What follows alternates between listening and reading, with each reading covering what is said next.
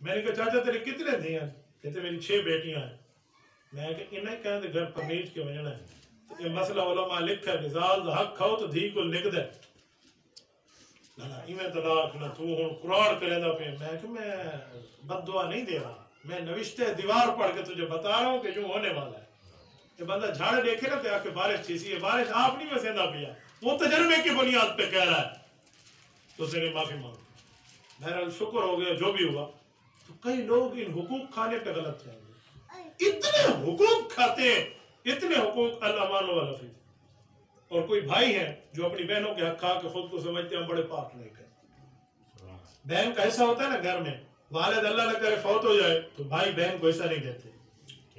ایک مسئلہ میرے پاس آیا, بہنوں نے کہا مفتی صاحب ہمارا حق بنتا ہے, شریعت نے ہمیں کاک دیا یا لاکھ دیا ہے, جو دیا آپ ہمیں ان سے لے کر دیں. میں نے بھائیوں سے پوچھا بلا کر, تو وہ بھائی میں نے کہتے ہیں مفتی صاحب ہمارے ابو نے ان تینوں بیٹیوں کی شادی کی ہے, لاکھوں روپے خرچ کیے ہیں, تو ہو نہیں گیا. تو میں نے کہا تمہارے ابو نے صرف بیٹیوں کی شادی کی ہے, تمہاری بھی کی ہے؟ ہماری بھی کی ہے. میں نے کہا اس پہ بھی کچھ خرچ کیا تھا؟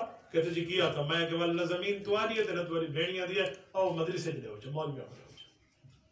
شرم کر. میں نے کہا تیری شادی پہ باپ خرچ کرے تو جو ہے نا کیا کہتے ہیں کوئی, تو بہن کا بھی تو حق ہے نا.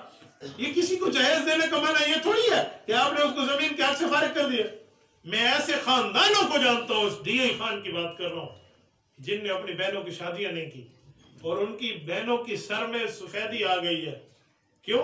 کہ جائیداد دینی پڑے گی. میں خدا کی قسم جانتا ہوں, میں جھوٹ بولوں اللہ لعنت کرے. میں تو آپ کو خود اللہ کی گال نہ بیٹھے سنے تھا, میں درد دل بیان کر رہا ہوں. یہ حقوق ہمارے کہاں جائیں گے؟ ہم خود اگلی صاحب میں اللہ اکبر تکبیر اولا نماز پڑھ کے آنکھوں ہم جنت جائیں گے؟ یہ نہیں ہو سکتا جب تک ان حقوق کا معاملہ نہ دیکھا جائے, جب تک اس معاملات کو میں نہ دیکھوں. اور میرے دوستو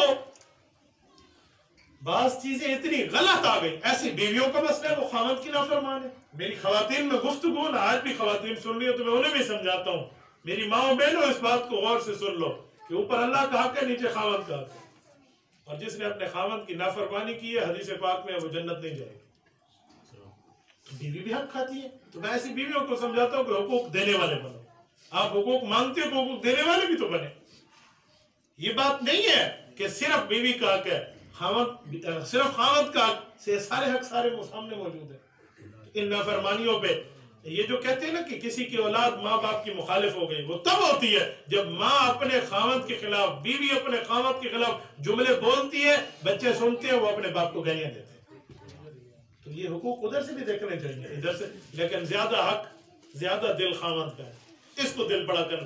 میرے ایک شاگرد ہیں, مجھے آ کر کہتے ہیں کہ میری بیوی استاد جی بولتی بہت ہے, اس کے بارے میں مجھے سمجھائیں, کوئی وظیفہ بتائے. میں نے کہا میرا بیٹا ایک بات سمجھاتا ہوں, بیوی کا کام ہے بولنا, اس ہوتے حق ہے کہ چون یہ بھی چلاونی ہے جیری ہوندے گولے, اس پر تو صبر کرنا سیکھ جا, اس پر صبر کرنا سیکھ. میں آپ کو ایک واقعہ سناؤں. ایک بزرگ کے بارے میں مشہور ہے کہ ان کا ایک مرید ان کے دروازے پہ آیا اپنی بیوی کی شکایت لگانے. جب پیر صاحب کا دروازہ اس نے کھٹکھٹایا نا, تو اس پیر صاحب کے گھر میں بھی لڑائیوں کی آواز آ رہی تھی, وہ غال مسالہ لڑ دے پایا. بہت پریشان ہوا, وہ بھاگ کے جانے لگا. تو اتنے میں بزرگ سب گھر سے باہر تھے, ان کو بولتے آپ کیوں آیا ہمیں؟ وہاں کے پاس ابھی کام میں تھی گیا. نہیں پوتر ناس کم کے رہا ہے, کیا بات تھی؟ جی ناس پھر اسے بتانا پڑا. اس نے کہا جی زال میں نے لڑ دی ہے ساری دیوار, کہ سارے گھر رولا ہے, تو میں آیا ہوں, میں کوئی میں کو سمجھاوا, تو اتھا آیا تھا تمہاری زال تو لڑی پئی ہے. تو میں کہا جی یہ رولا میرے گھر ہے, وہ حضرت صاحب کے گھر ہے, پر میں وعدہ پہ آؤں. اس نے کہا بیٹا جاؤ نہیں, اس کا حل ہے. انہوں نے کہا کیا حل ہے؟ انہوں نے کہا میں اپنی اولاد کا باپ ہوں, مجھے اپنے لیے اپنی اولاد کے لیے ایک دھوبی چاہیے جو کپڑے دھوئے. اس نے کہا جی بات تو ٹھیک ہے. کہا ایک باورچی چاہیے جو ہمارے کچن کو سنبھالے, ایک نوکر چاہیے جو ہمارے گھر کی صفائی کرے, اور یہ سارے معاملات, اور ان کو تنخواہ بھی دینی پڑے گی, سارے معاملات.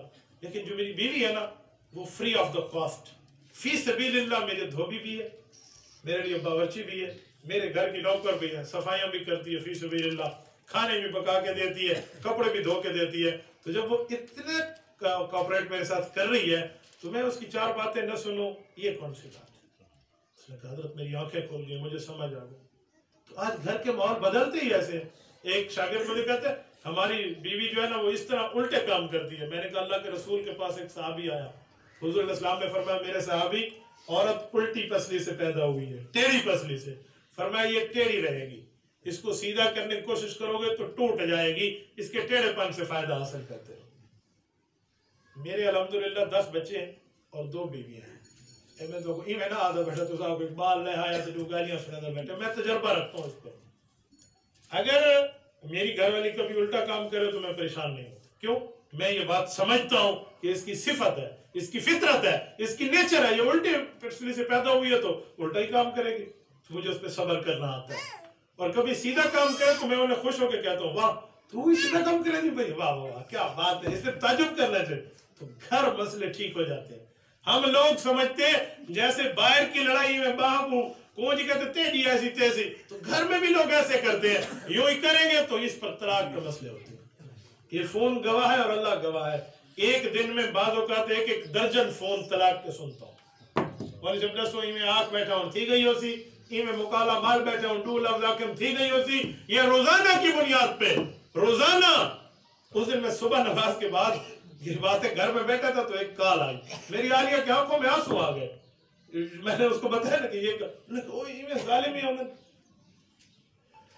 اس نے تسبیح پڑھی ہے طلاق کی، 1-2 جملے نہیں کہے، پوری تسبیح پڑھی، اتنی اتنی اتنی اتنی۔ پھر مجھے کہتے ہیں مول صاحب ٹھیک ہے جو سی، میں تھا غصے چاہوں، میں کہ پوتر بھی طلاق محبت ہی دی ویندی، میری تھوڑی دال تے طلاق نے پیار میں دیتی، طلاق ہوتی بھی غصے میں۔